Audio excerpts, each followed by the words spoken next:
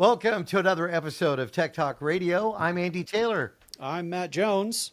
And I'm Justin Lemmy. Thank you for being here. So, guys have been busy. I know, Justin, you've been doing stuff at the water park. You DJ'd yesterday for a few hours.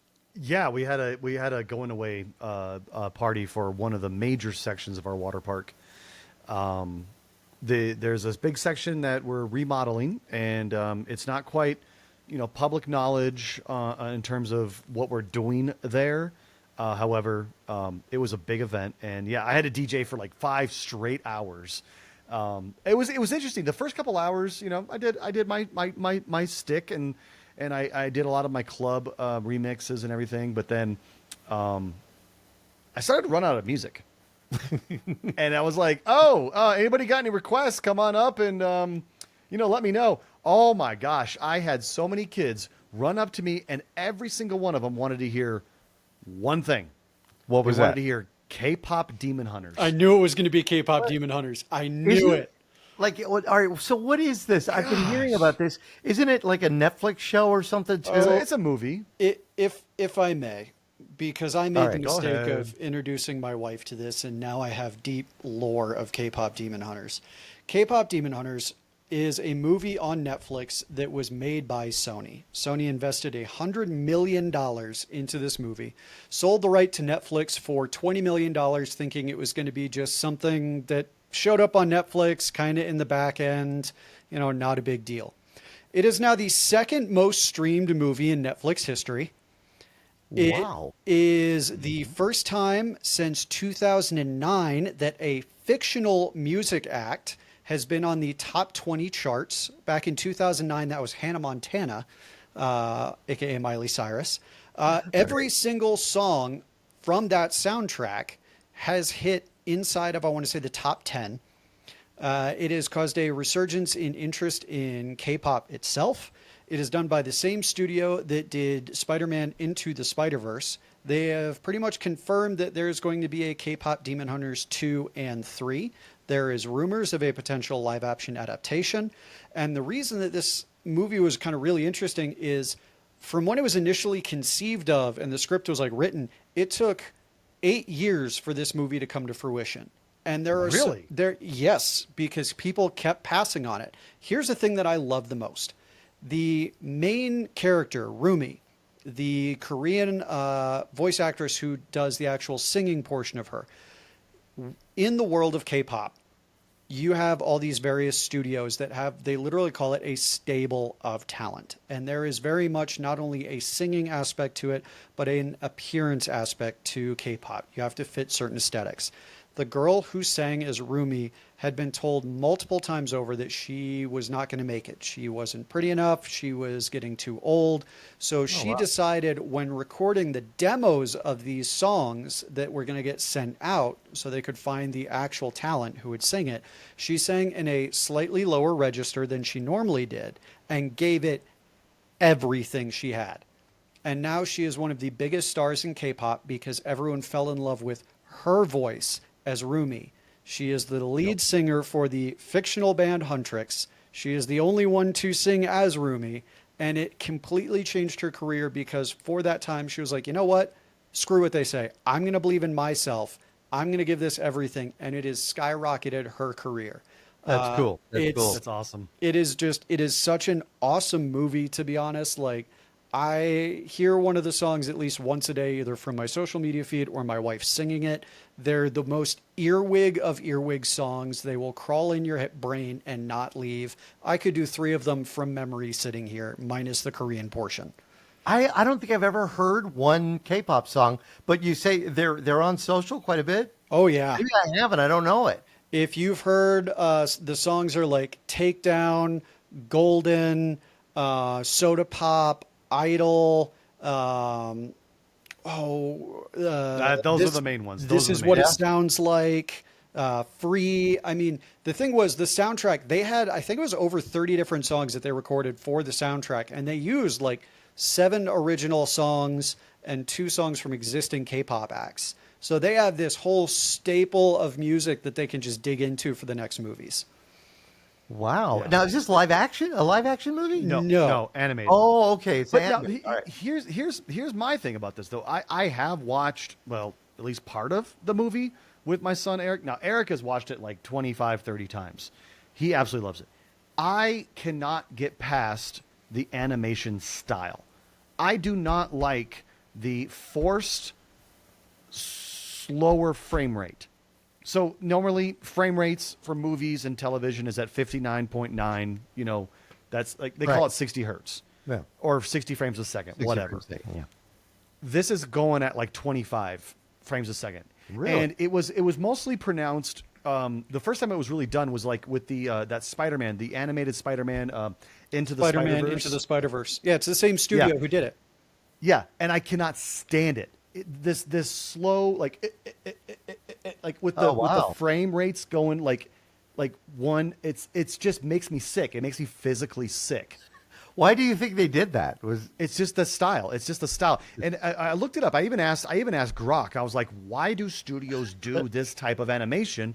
And it was like, well, they do it because they want to emphasize importance or a big important scene of a movie. And I'm like, okay, that doesn't make sense when it's the entire movie that is like that. And it's like, well, it reaches kids and it keeps kids engaged. I'm like, there it is. That's it. Engagement. That's what it's all about. What You know, it's prompted funny- you to make this decision? Money. Yeah, I can't stand the animation style. Now, is this movie streaming right now, or is this in theaters, or how does somebody watch it? It is actually doing both, and this is one of the reasons I think Sony is so. Can I say pissed Mad? off? There's, Yeah. the reason that Sony is so pissed off right now is because you can watch it on Netflix. They released it in theaters as sing-along versions, and almost every showing of these sing-along versions in actual theaters is just selling out. See, but there's a problem with that though. With that really recent release of Minecraft, the Minecraft movie, and people going in there and destroying theaters, like releasing live chickens in a theater. I feel like this is a bad idea to bring something that popular with that type of generation into theaters at this time. Like, have there been reports of people destroying the theaters or jumping up on the stage and singing along? And I don't think I've heard anything. No, I haven't. And speaking as a reformed theater kid or former theater kid, depending on how you want to look at things, there's also kind of recovering is actually a better way to put it. Yeah, a recovering theater kid. I mean, I had friends from my college days who were talking about when they went to go see Wicked with the sing-alongs.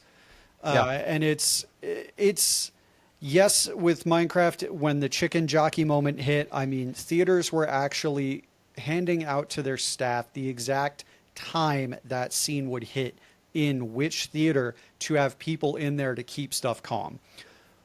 I haven't been seeing any news like that because these are just kids and adults and everyone who just want to get together and belt out these songs and just showing up and having just a good time, because you always sound better when you're singing inside a large group. You know, it's so interesting to me because let's face it, the theater industry has got a battle going on right now. I mean, they really do. It's tough to get people to get it back into the theaters. We started to see that decline right at the beginning of COVID, and then getting them back into the theaters. I mean, the other day I saw an ad for Jurassic Park, and I thought to myself, man, when's that movie coming out? And apparently it had already come out and gone. And you would think a movie that big would have stuck around for a while. I mean, I come from the Star Wars days where the movie was in theaters for almost a year, right? And the first Raiders of the Lost Ark. We don't see movies doing that anymore.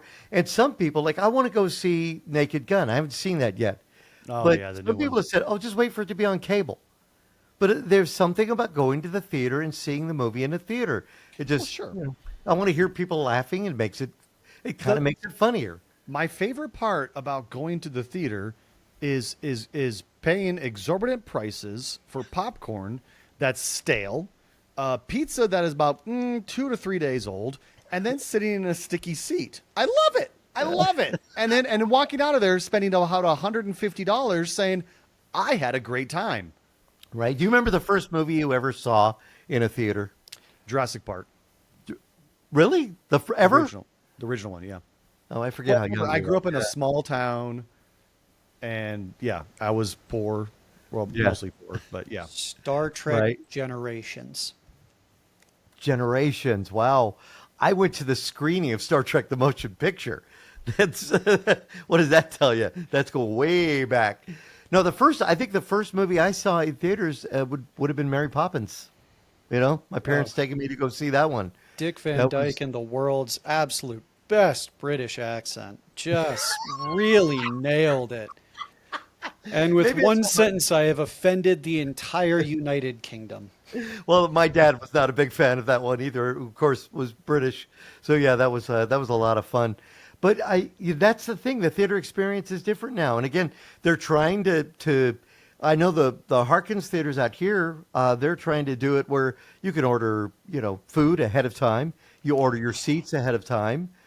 It's really different. Oh, Justin, don't even get What me hap- started on that. why? What happened to you? Well, I mean, recently I went with my son. We had a father-son night. We went to go see the new Superman movie.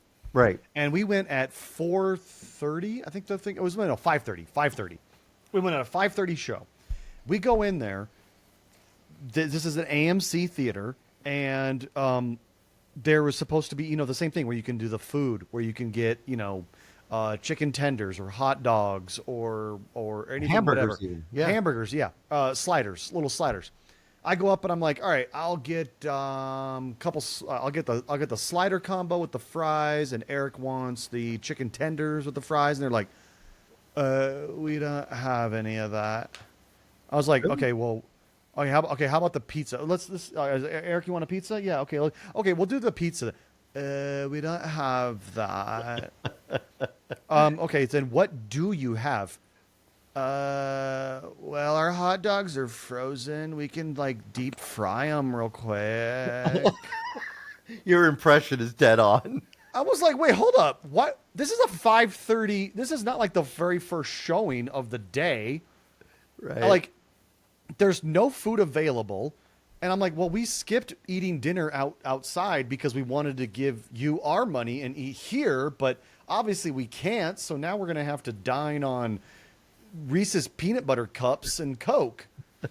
Coke that's our meal. And then they're like, well, we got some popcorn. We can do some chicken tenders. I'm like, okay, fine. How many chicken nuggets do I get with an order? You get 6. All right, fine. Give me 2 orders of that. How much? And then, well, hold on. I'll get to that part. Oh, yeah. We finally get the chicken tenders, and I'm like, there's 4 of them. And I'm like, hello? And they're like, well, it's predetermined, sir. I can't do anything about that. I'm like, then put 2 orders in a box. You told me 6. There's 4. Here's how you do simple math. We ordered 2 orders of chicken tenders. There's 4 in a box. It's supposed to come with 6. Put down 3 orders of chicken tenders and split them. This is why you get paid minimum wage. Damn it. Justin, math is really hard when you're that high. I swear to God, they were high. Not even just on that, something else too. And then the popcorn tasted like crap. The soda was flat. And then to come to find out, we ordered the IMAX 3D tickets for Superman, which I did not want 3D, but we had to go because that was the only thing showing, and it did not say that on the tickets. Yeah. I'm not going back to AMC. And then So- the kids got on Justin's lawn, and his whole night was ruined. And... Get off my lawn. No, but So to That's the whole thing, right, Matt? I mean, to your point earlier, where you're like the movie industry's dying, I think it's twofold here. I think there's 2 parts to this. One is the quality of service at the large chains is drastically diminished. Yes. We honestly, we went to the Harkins Theater here in Old Town Arvada and had a much better experience than AMC. But the best experience we've had recently has been Alamo Drafthouse, hands down. Alamo is, I'll give it to Alamo. This is why Alamo's killing AMC. Alamo is good. is that one of those theaters? Because we have one called Roadhouse out here that is, you go, you sit in a recliner, you get service, you get a restaurant experience. You can order a Drinks right to your seat. beverage right there. I mean, people really are liking that experience. They're This paying is for it, why. but they Yes. like it. And that, Yes, and that's why Alamo's killing AMC. but the others, so you've got the decrease in service, right? Increase in cost, decrease in return on what you're paying. You're paying more for movie tickets. You're paying more for crappier food. It's just you're not getting a real return on that money. The other thing is the people. And honestly, it's the other people in the theater with me. Like, if there's something in the scene and I think I've got a hilarious joke or some little comment, I will lean like really into Lee's ear and just like really quietly whisper It's it. called respect. Exactly, to make sure I don't bother somebody else. And then some other dude in the background will be yelling at the screen, or somebody's got their phone on because they need to live stream that they're sitting at this theater. There's just everyone is. Oh my God, guys, I'm here at the new Superman, and it's like right in the climax scene, and I'm just here with all my 10 followers. Thank you so much for following. Hit the subscribe button, please. Justin, I want to make one change to that. Otherwise, it's spot on. Remember, guys, smash that like and subscribe button. We got to get those numbers Smash up, that like baby. and subscribe. But everyone is so involved in their own little world, forgetting that everybody else is there. And the other one, and this is the one that drove me nuts, is we went to a movie theater, and I am always very particular. If we can pick our seats ahead of time, I'm very, very particular about where we sit, because I know where the audio engineers sit when they tune those theaters, and I want those seats. Where? They will sit in the center, 1/3 of the way back from the screen for the lower section, and for tuning stadium, from the front of the stadium in the middle, 1/3 of the way back. It's true. Yep. I used to manage a theater, so yeah, you're And dead I on. want those seats, and I picked those specifically and came in, and there was a dude sitting in our seats, and I was like, "Hey man, I'm real sorry, but those are my seats." And he was like, "Well, there's a big empty theater. You can grab another seat." And I was like, "No, sir, you can get up and grab another seat. I picked those for a reason. Don't make me get someone. Move." He's like, "People today," and I'm like, "You're stealing my seat, and you want to pull the people today? Like, what do you like on an airline?" Was this guy man? younger than you or No, older? he was older than me. Wow. So it's just the lack. There's a lack of societal respect at this point for the cinema experience, and then the cinema experience is costing so dang much that honestly, like, I'd rather you now have Fandango, which is now it's Fandango at home. It used to be Vudu, and Amazon Prime both have cinema in the home. Like, once the movie has been out for like 2-3 weeks, you can pay $20 and stream it at the house. Am I going to pay, 25, 30, 40, however much for a ticket? And then if we want food, and then if you want drinks, and then there's parking, and or am I just going to pay $20 and watch it in my kick-ass home basement? Yeah, in your pajamas. In my pajamas, with my dogs. Well, my hold good on. food. People, have you been to the theater lately? Most people are coming in their pajamas anyway, so that That's doesn't fair. Really, That's fair. that But doesn't, like, yeah, people That's like, after shopping at Walmart. Yeah. yeah. it's if it's pajamas, you're shopping at Walmart. If they show up in athleisure wear, they were at Target. There you go. Perfect. It's gone through some definite changes and some, I don't know what it would take to get people to get back into the movie theaters, but maybe this K-pop thing, maybe you're onto something there. Well, the other one is, and I think we have a listener question that actually ties in kind of well to this. All right. The other thing that really drove you to go to the movies were previews. And you would see previews in the commercial breaks, where you'd see a preview and be like, "Oh, wow." Because you would always say, "In a world where one man," like, one man. I admit, like, the good previews that didn't give away 90% of the movie. Like, so the complete destruction of cable TV as well, of everyone's like, I don't want to watch something with commercials. If I want to watch entertaining commercials, I'll go on YouTube. And I know there are now YouTube channels dedicated to movie previews. Occasionally I'll be like, I have no idea what the heck's coming out for the rest of this year, so I'm going to pop in that, and it's like top movies coming out in summer of 2025 or fall or winter or whatever. So I'll watch those. But as we see more and more cord cutting, Like, how am I going to watch a trailer unless I go hunt it out? I'm not going to. Exactly. It's not served to me anymore. Which leads to a lovely listener question, if we can All right. pivot that for a second. All right, that sounds good. Steve from Tucson has said, I've been thinking more frequently about getting rid of my cable television service. I ditched it a few years ago and tried the antenna, but honestly, I was disappointed, so I went back, and now the rate's even higher. I know the technology is better, and I've heard lately you mentioned YouTube TV. Is it worth the $80 or so a month? Thanks for your thoughts. Justin, I know you still have YouTube TV, Yes. so why don't you go Yeah, into that? Well, I mean, honestly, cable is atrocious in terms of it, just pretty much everything about. They've been losing so many customers over the years because, cable for the longest time they stuck to their guns and they were like, no, we're not going to give you a la carte. You're gonna have to buy the packages, and there's going to be one channel you want and 60 other channels you're never going to watch, but you're going to pay $45 a month for that package. And people were just like, look, this is not what we want. We want a la carte. We want to pick the channels and we'll pay for them. $5 here, $5 there. They wouldn't do it. YouTube TV comes around and people are dropping cable like a bad habit. And I have YouTube TV and I absolutely love it. The best part about YouTube TV is there's unlimited DVR. So I don't have to actually pick a time frame of a show. I just simply say, Lego Masters. I like Lego Masters, and I click the plus button on it, and every single episode of Lego Masters gets stored into my quote-unquote library. Now, it's not a recording of it. It just simply references that when I want to watch it, because everything is streamed no matter what you do. You're not recording anything locally. You're just streaming it. So I can easily find what I like when I want, and pretty much every single channel I want is on there. Now, I do pay, I think it's an extra $10 a month for the 4K package, which I get about 20 or so channels of 4K content. I also pay, I think, $10 extra to get the sports package, which then gets me NFL Red Zone.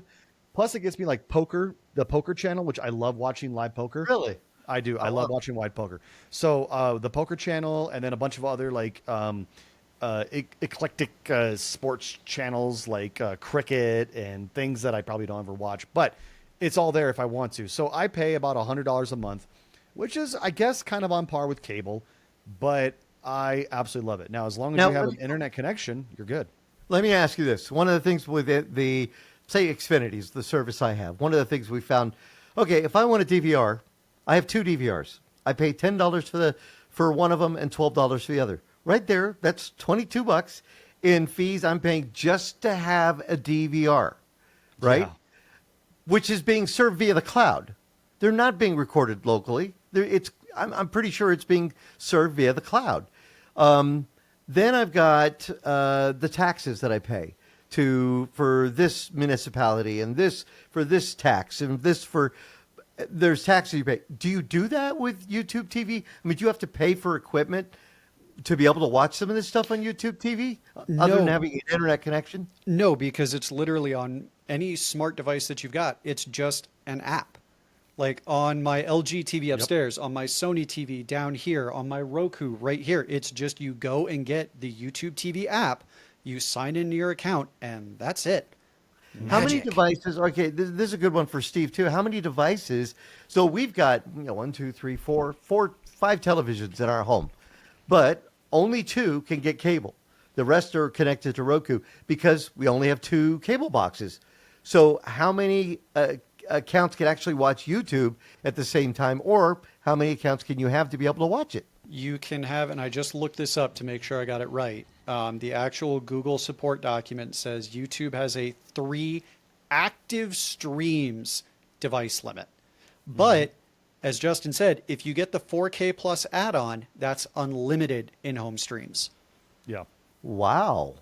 But I mean, honestly, I have 3 TVs, so it doesn't really mean much for me. And we're only usually watching 1 or 2 at the time. But how's the quality? And do you get local channels? yes, we get local channels. All the local channels is based on your area. Now, when I was traveling, and I would be, let's say, in Chicago or whatever, If my family was watching YouTube TV, which honestly, Misa would never watch YouTube TV without me here because she watches Japanese TV. But in the off chance that Eric might be watching YouTube TV and I would log in from Chicago, it would say, verify your identity first off. And I'd have to retype my password in. And then it would say, okay, it is you. You must be traveling. We're gonna keep you on the same here. We're not going to give you Chicago local channels. We're going to give you your Denver channels. So they wouldn't like block me out of that. But I absolutely love it. Now, another part of it is, actually not necessarily YouTube TV, but I'm also on Google Fi as my cell phone provider, which rides off the T-Mobile network. With Google Fi, I also get YouTube, not YouTube TV, but I get YouTube Premium included with my Google Fi, so I don't have to get any ads on any YouTube video that I watch. Well, so if the kids are watching number blocks, which you start them on a number blocks, it runs for 12 minutes, then you get 4 minutes of ads. So this would eliminate that. Mm-hmm. And I think it was, I'm not sure when exactly it happened, but another big draw towards YouTube TV for the sports world is, for the longest time, NFL Sunday Ticket was a DirecTV exclusive. And Sunday Ticket is where you can, it doesn't matter what your team is, where you're living, you get every single game.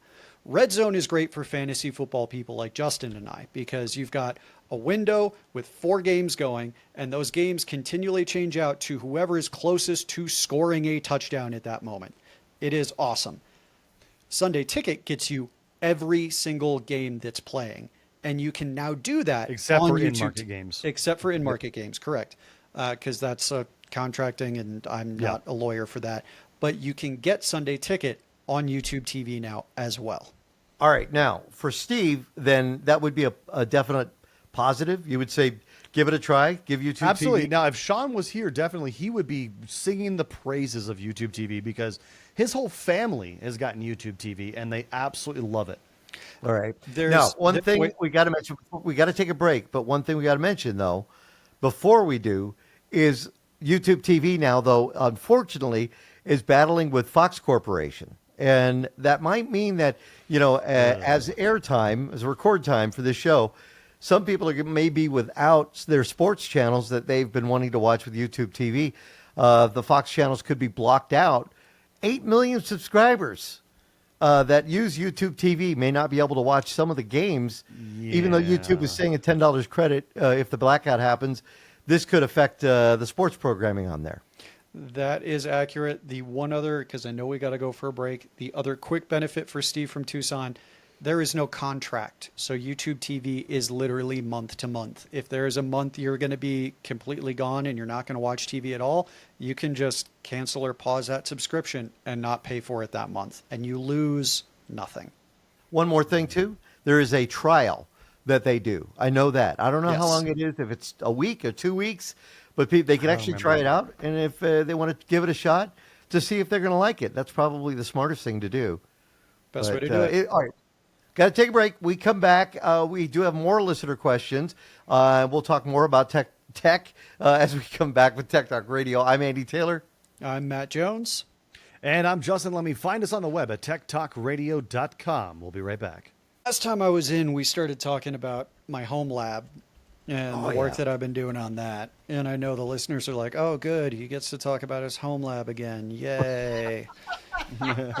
So I just have to share some pain that I went through for this. So I've got all these cameras because I want to get off the Google infrastructure and own my data again, right?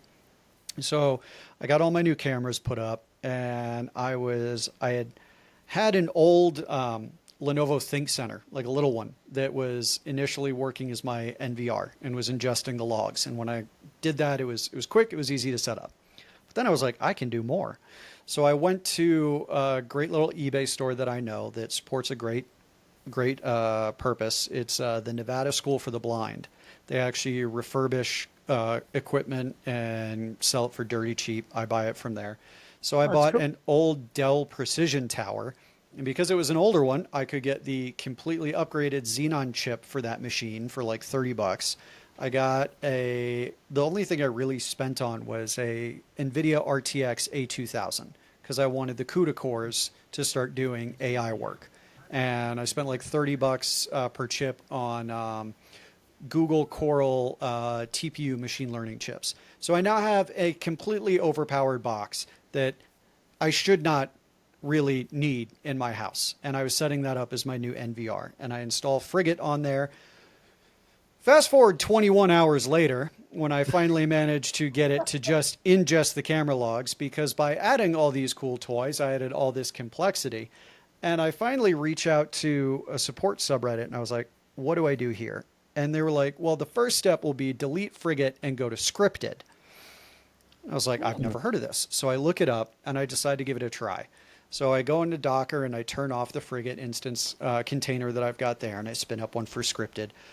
30 minutes later, what took me 21 hours with Frigate is done inside of scripted. Oh, you're kidding me. Oh, wow. So I taught ChatGPT some new words.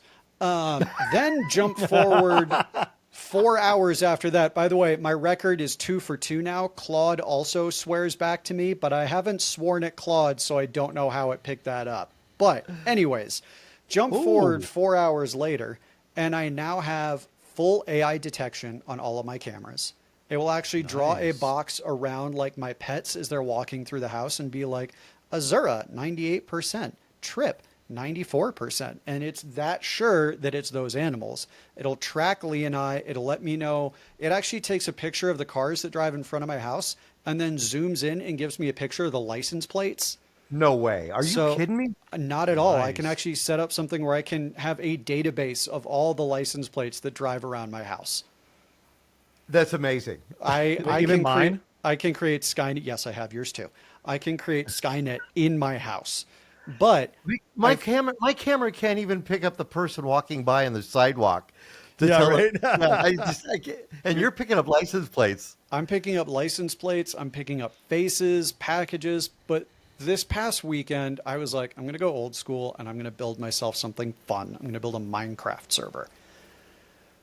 Building a Minecraft server, the last time I did this, was significantly easier than if you're trying to throw in, they're like, oh, here, throw in mods. It's nice and easy now. No, it's not. Because you have to match not only your Minecraft instance, whatever Fabric or Forge or whatever you're doing. So finally I hit a point where Lee was like, you need to walk away from this. You have been hammering at this thing for months. Please take a break. So here's where I give a shout out in terms of gaming. Justin, after I do this, I want to know what game you've been playing lately. But I started playing an action RPG, which for those who don't know is like a Diablo style game that my buddy recommended called Last Epoch. Right. And it's your standard like kind of fantasy based action RPG clicky game. It's a ton of fun. And then all of a sudden time travel gets involved. And I'm just sitting there playing this game. And the other thing that's great for people who like to play with other people is the power leveling in this game is unreal. My buddy logged in with me when I was level 15. And he was like, oh, let me help you out. Not even 3 hours later when I'm signing off for the night and I'm level 39. I'm just following him around like a lost puppy in the dungeons, just picking up the gold because he's just walking up to him. What level was he? He was level 55. Okay. So I'm walking around. He's just seeing a mob, and he's like, "Nope, nope." I'm just like, "Thanks for the gold, buddy. This is great." Yeah, right. Watching my character just ding, ding, ding, ding. Wow. But with that, Justin, what have you been playing? Because I know you got back into something. I want to real quick, Justin. Before this, I got to ask this question. You're talking about reading license plates. Which character? Because I'm in the Google infrastructure. I have the Nest devices. And, you know, they made a big deal. They got their new cameras out. They just announced 2K cameras for the Nest and different colors, so which I don't understand that one because I want them to be as, you know, obscure as possible so you can't even tell there's a camera there. What cameras are you running? So what did you switch to? Google running 2K is really cute. I am running Reolink cameras. And my cameras are all either 4K or 8K. I heard that Reolinks look great. They I just got look Reolink great. too. Justin, which Reolink did you get? I don't even remember the exact models. I got a couple Loomis. I got a couple Argus. I got the doorbell cam. I got the floodlight garage door cam. So I got a doorbell cam. The floodlight one is the new Duo Elite. The thing to know for people who are a little more on the techie side is if you want to be able to kind of do what I'm doing, you need a camera that has RTSP. It's a stream from your camera. The Argus series of cameras from Reolink have basically locked down access to RTSP so that it's kind of locked into their... Did you get into it? Because I couldn't get into the first Argus that I had. Yeah, no, I got into it easily. I just bought their NVR. So that's the thing is it'll pair with their NVR really well. But when I tried when you told me a couple days ago, you were like, "Oh my God, this is being ridiculous, difficult. I can't really make this work." This was the day that I ordered my stuff, and I said, "You know what? Let me just go ahead and toss in that NVR because I'm not going to deal with because I have a Synology just like you." And I was thinking, "Oh, great! I can finally put my Synology to some serious powerhouse use by recording all my cameras." And then Matt was like, I am pulling my hair out. I have, like, my skin is not doing well, and I am stressed as heck. And I'm like, yeah, I'll just buy the NVR. Yeah, there you go. That was the day that I killed Frigate. That was literally the day. Right. But the other ones that I have up front, the Reolink Duo 3s are really cool because they have two 4K cameras in them. Slightly offset from each other. So it stitches a complete 180-degree view from where the camera's sitting. So I see my entire front and honestly kind of the way I angled it, wrapped around the side a little bit. The coverage, the resolution, some of them have built-in spotlights. They've also, if you see Reolink cameras that have CX, they have full color night light. As long as there is a modicum of illumination, which it can actually provide itself, it is full color night vision. Oh, what that's is nice. modicum? A little bit. That means a small amount. Yeah. I've never heard that word in my entire life. Something you have learned today, Justin. Yeah, All right, listen, modicum. That is modicum. your SAT word for the day. That should be the name of the show this week. It's a modicum. Yeah, it's a modicum. Yes. I just got to figure out how to spell A it. modicum of knowledge. Now, all right. So, Justin, what game are you playing? Well, I mean, I'm always bouncing back and forth between games, but I don't know why, but I did get myself back into a game called Star Citizen. We've talked about this years and years ago on the show. Oh yeah. It's a fully integrated, it's like space simulator, multiplayer, persistent universe. I mean, there's always people playing all hours of the day. And the interesting thing about Star Citizen, it was created by a guy named Chris Roberts, who was the creator of old games way back in like the early 90s, late 80s, early 90s called Privateer, Wing Commander, all those games. He was the guy that Commander. Yeah, and so did I. I absolutely loved Privateer. Wing Commander was okay, not mine, but I loved Privateer because I loved hauling cargo around from base to base. So Was it a movie first or a game first? Wing Commander. No, it was a game first, and then it became a movie. Yeah, yeah. But it did have Mark Hamill in the game. Yes, that's and right. He did a voice in the game. Yes. So when my buddy told me about this back in 2018 was when he told me about it. I was like, wait, hold on, Chris Roberts? Like, oh my God, I got to get into this. This game was actually kickstarted back in 2012 with a release date of 2014. It is 2025 currently, and it is still an alpha. Like, there's alpha, there's beta, and then there's the full release. Yeah. This is still an alpha, but here's the thing. This company has raised over $850 million, which is the largest Kickstarter campaign ever. It's not even a Kickstarter campaign anymore. You can go to their store, and this is the reason they're making money, is you go to the store, and you can buy ships. And these ships will persist with you throughout all the iterations of the game, because when they release a new major patch, they usually wipe it. They wipe it so you're back to square one. If you buy a ship with real money, you get to start the game again with that real ship instead of having to buy it in game. These ships can go anywhere from $40 all the way up to $5,000. Wow. Wow. And then you can also buy armor, you can buy weapons, you can buy ATVs, all-terrain vehicles, and things like that. So I personally have been getting back into this game, and I have dropped over the years. I think I've dropped close to $300 on the game, just buying random ships and things like that I want to play. But the game has gotten so much better. When I played it back in 2018, it was horrible. Then I tried again in 2020. Horrible. 2022, a little bit better. 2023, a little bit better. Now, 2025, I'm like, wow, I can actually play the game and complete missions without the game crashing on me. Nice. So it's getting better. And it was recently said that Chris Roberts had an interview. He says that, I know I've said this in the past over and over, and I know you're not going to take my word for it, but he says, I really honestly feel that we are now at the point where we can say Star Citizen 1.0, which is the full release, will be released sometime in 2027 or 2028. That's still far away. It is, but this is a massive game. You're talking about an entire universe So it's having an to be open world type of created. thing. Yeah. It is an entire universe. There's thousands of planets you can visit. Every single planet is absolutely detailed, and there's no loading screens. When you fly from planet to planet, you don't have to wait for a loading screen. So this entire world is fluid. I mean, Nice. It's massive. All right. Star Citizen. That can people see it now? Yes, they do you have can. to do? RobertsSpaceIndustries.com. Just look up Star Citizen. All right. You can get it, and you have to pledge a starter pack, which is about $40, which will get you a ship and the game, and then that ship will stay with you as long as you play the game. All right. I have got a trivia question for Justin and Matt. We're going to take a break. We come back. We'll ask them. We'll see who gets the closest to it coming up with Tech Talk Radio. I'm Andy Taylor. I'm Matt Jones. And I'm Justin Lemmy. Send us an X at Tech Talk Radio. We'll be right back. Well, it was hard to believe it's been 30 years.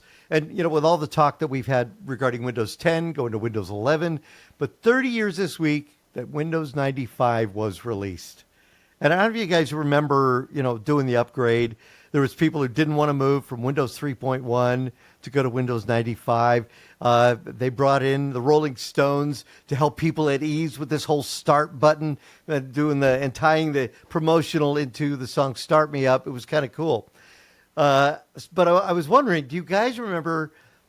So you could install it from disk, CD-ROM, or you could install it from a diskette. How many diskettes did it take to do Windows 95? I was 7. How am I supposed to remember this? Diskettes? Yeah. You're talking about the 3.5-inch diskettes? Wait, Matt, or... at 7 you weren't installing Windows 95?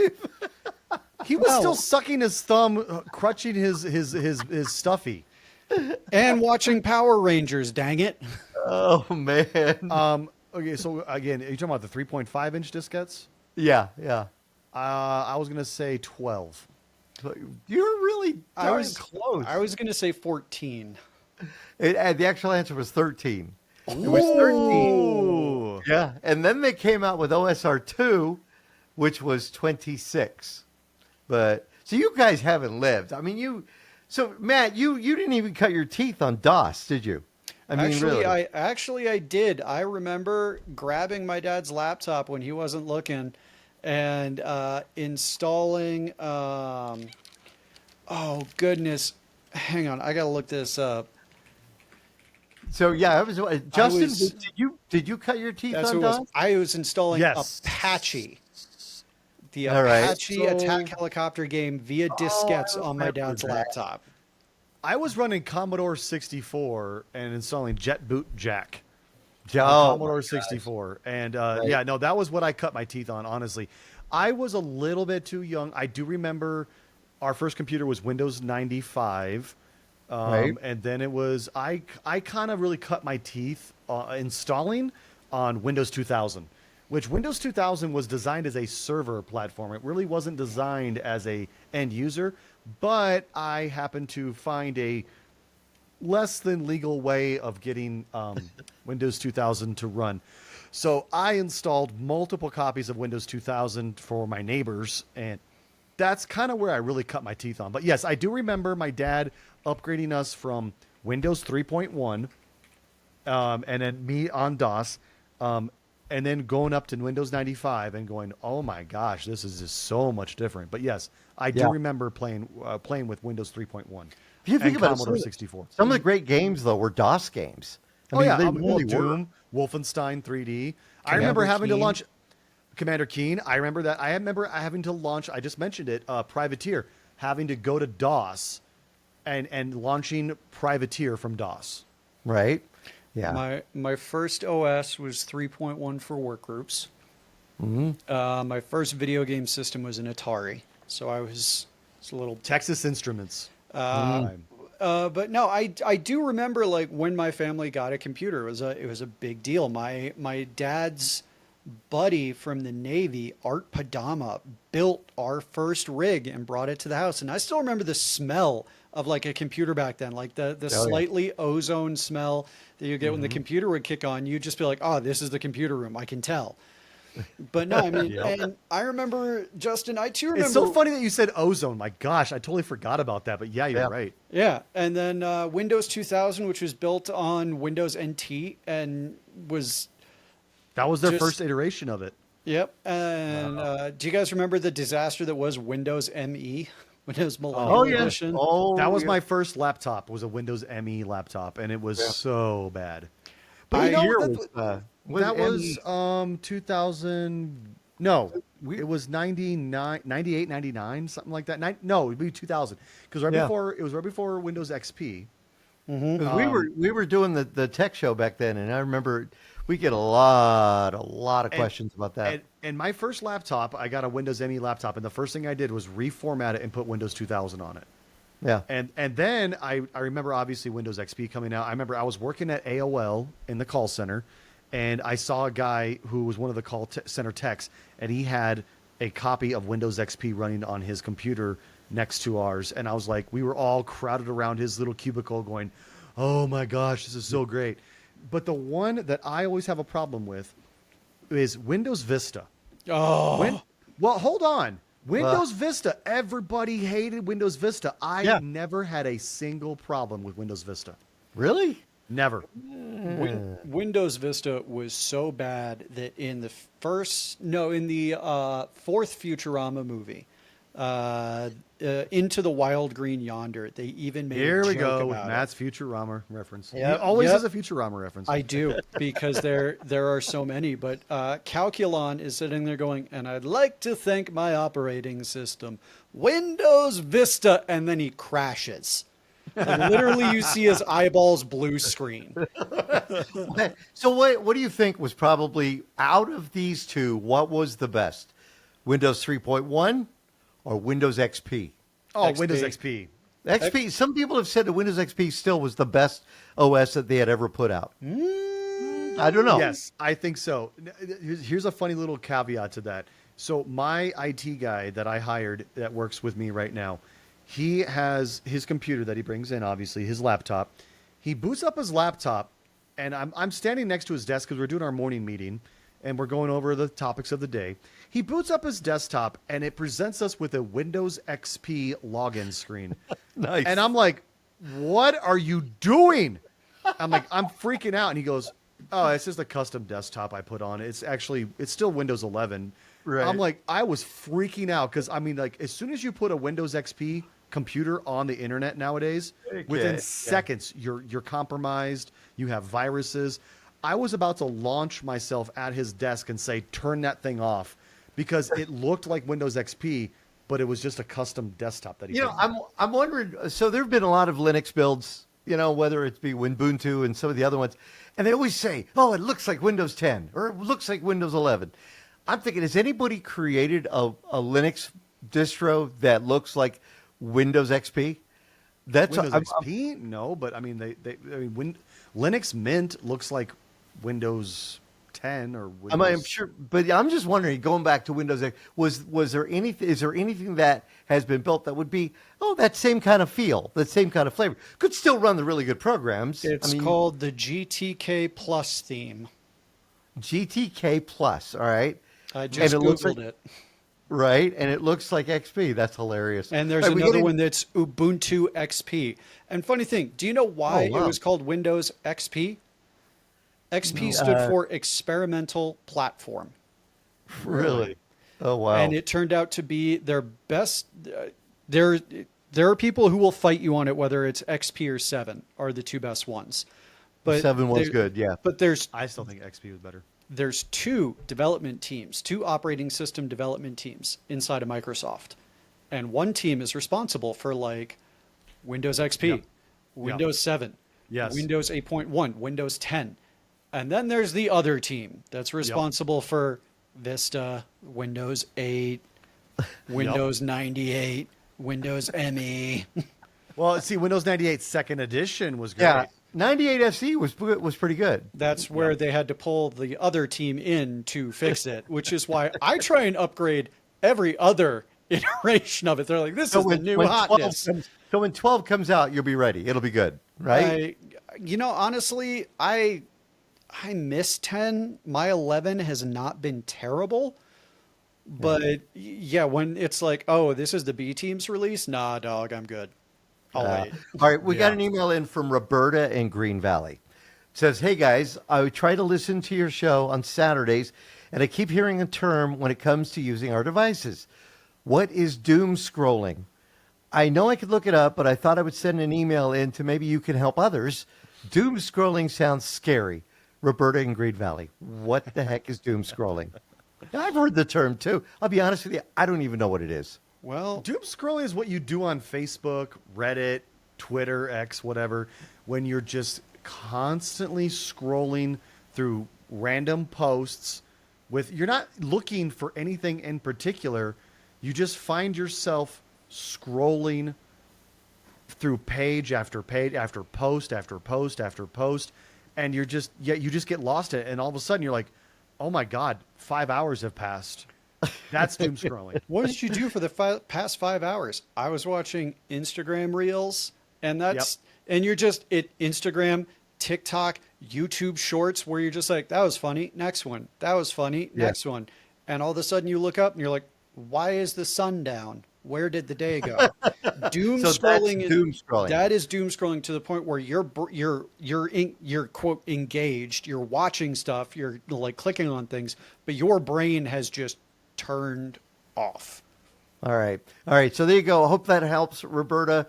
So you can go back to the doom scrolling. We're going to take another quick break. We come back with more of Tech Talk Radio. I'm Andy Taylor. I'm Matt Jones. And I'm Justin Lemmy. Find us on Facebook at facebook.com/Tech Talkers.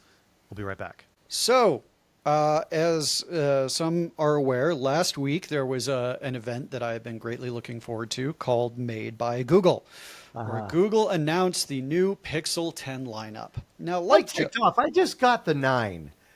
I mean, not that long ago. And I'm like Justin. I grabbed the 9 Fold when it came out. They offered me a great deal.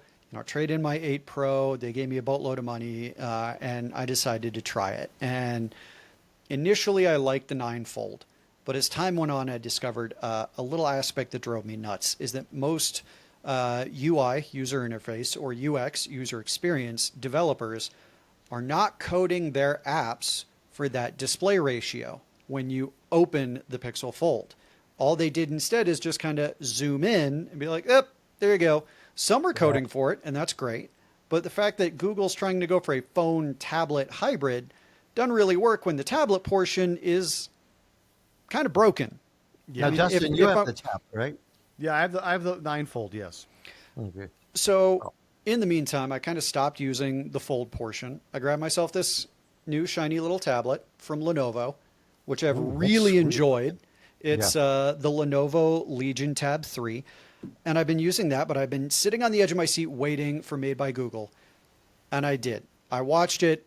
I found Jimmy Fallon as cringy as I usually do because he was the host for it. It was a terrible casting decision, but I'm really excited for the new Pixel 10 lineup to the point where I pre-ordered the 10 XL, and it will be here on Thursday. This Thursday. What do you do with Not the if I can 9? get to your door first. Fortunately, I'm working from home Thursday, so let's see that race.